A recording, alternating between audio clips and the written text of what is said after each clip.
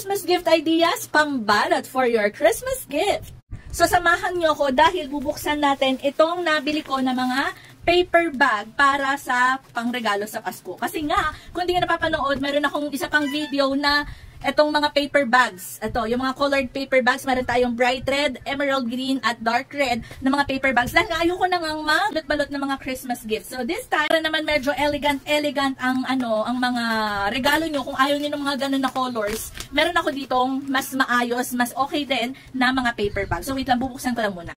Ayan, so itong mga paper bags naman ito ay white gold and white black. So meron sila ng patayo and meron din sila nitong pahiga. So lahat to, at kumuha ko ng tigi-isang peraso per sizes. So papakita ko na lang sa inyo lahat muna ng nakatayo, tapos mamaya naman yung nakahiga. Bubuksan ko lang muna para ma-appreciate nyo yung laki niya. So ayan, ito na yung mga paper bags na lahat ay patayo. So meron tayong black and white and gold. So lahat ng makikita nyo dyan sa yellow basket na patayo, ito yung iba't ibang size niya.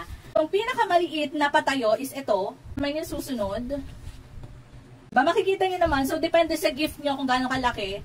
O, diba? Tapos, ito na yung mga gold. May mga gold din na ganito kaliit. Pero, kumuha lang ako para lang hindi super dami. So, ito naman yung mga patayo na white and gold.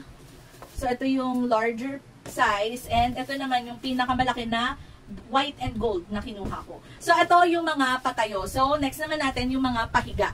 So, ayan, ito naman yung mga pahiga na mga paper bags. So, kumuha lang din ako ng tigi-isang color per sizes. So, ito naman yung pinakamaliit nila na pahiga.